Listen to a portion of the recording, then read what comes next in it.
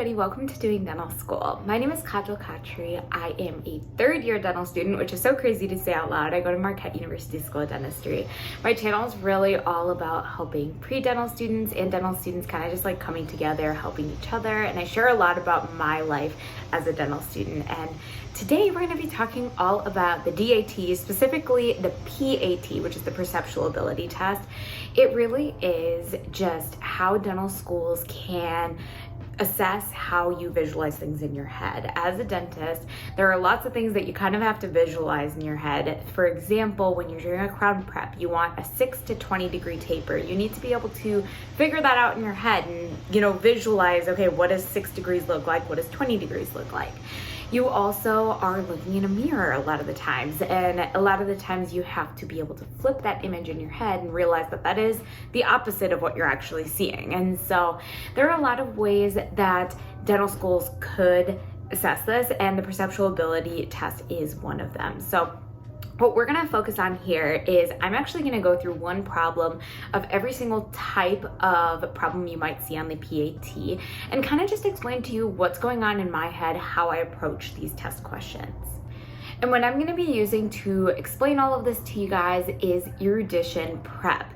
I'm actually working with them on this video, so thank you so much for working with me on this. But there's a lot of things that I actually really love about Erudition Prep. It didn't actually exist when I took the DAT, but now looking at it, I wish I had something like this. They focus specifically on the perceptual ability test. And one of the things that I love is that they give you a ton of practice problems, which is the best way to honestly practice for the PAT.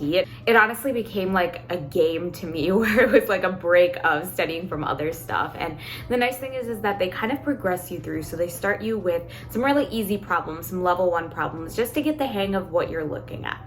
The second level is like truly what you might see on the DAT. And then the third level is actually harder than what you would think the DAT would have. And that means that if you can do those problems, you can definitely conquer the DAT. So that's what I really love about them.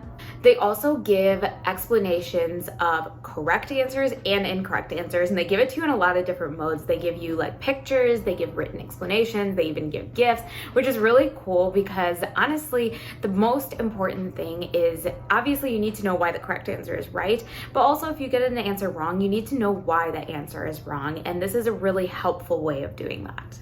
They also give you a bunch of stats to guide your studying. So they'll tell you, how much time are you taking on each exam question? How many are you getting right? And, if you got it right, what is the comparison to other students? Are other students also getting this right? Or did you get a question right that maybe other students get wrong? They also show you how many level 1, 2, and 3 questions you're getting right. So there's a lot of different stats that can kind of help you guide your studying of like, okay, maybe I'm not really that good at keyholes, but I'm really good at angle ranking. So I'm going to practice a bunch more keyholes because I don't need that practice for angle ranking. And then the last thing is that they also give you 3 full practice exams. So just a ton of ways and a ton of opportunities for you to practice all of your PAT questions. All right, so getting right into it, I've got my laptop with me and I'm gonna show you guys my screen on the video here.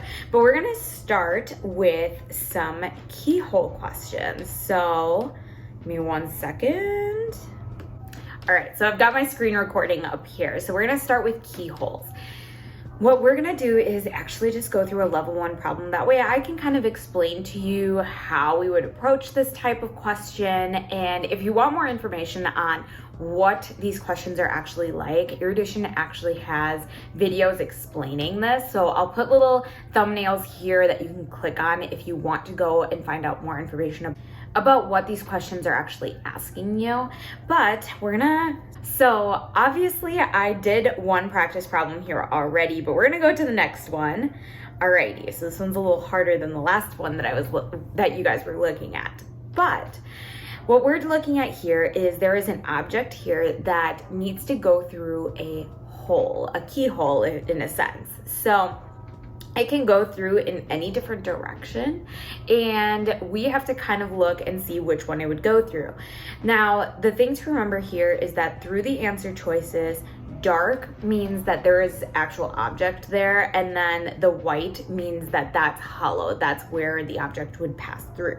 So what I usually do is kind of just go through each individual answer choice to see which one could make sense, and we can kind of narrow it down from there. So when we're looking at this one, answer choice A here, we're looking and seeing, okay, I see this little dip here of just kind of like half circle or an oval sort of thing right here. There is this L-shaped cutout. This is right there that, you know, I can see right there.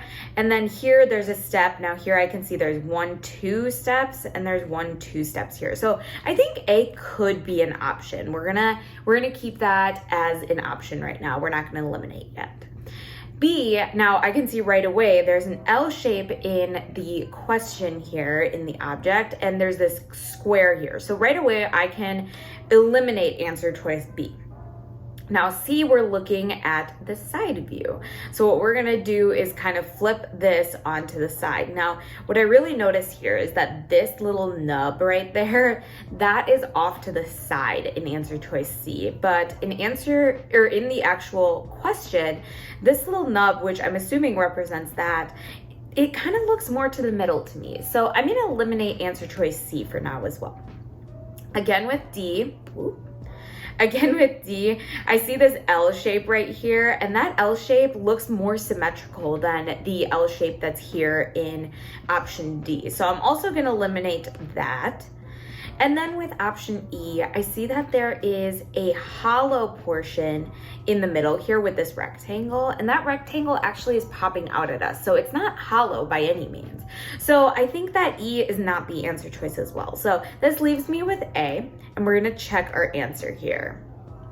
All right, so A is correct. A is the correct answer choice. So as you can see here, 77% of students that have taken this exam or had this question have gotten it correct.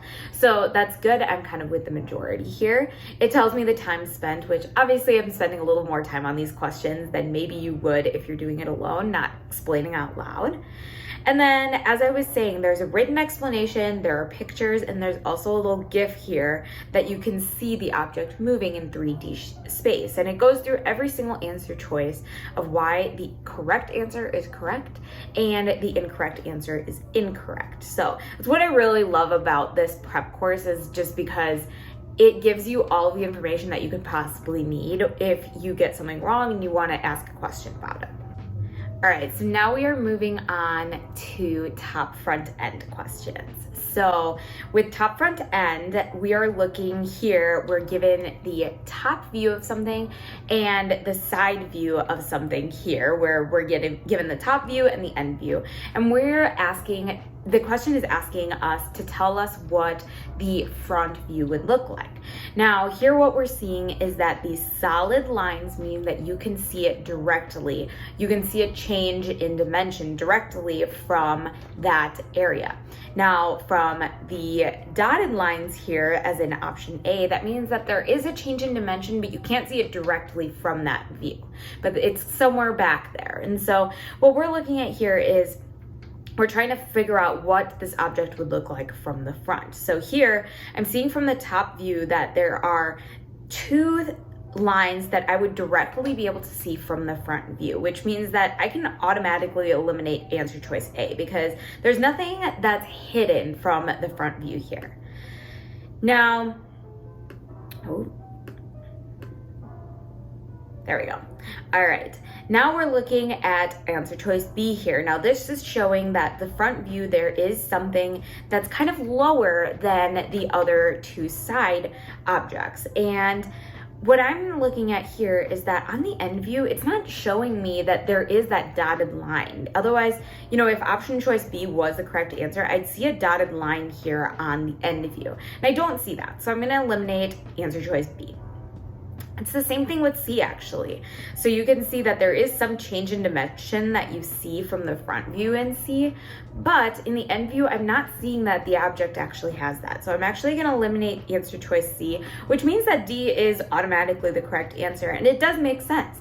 It shows that there are two changes in dimension that I can see from the front view, and there is no change in dimension from the side either. So I'm gonna check this answer, and it is correct.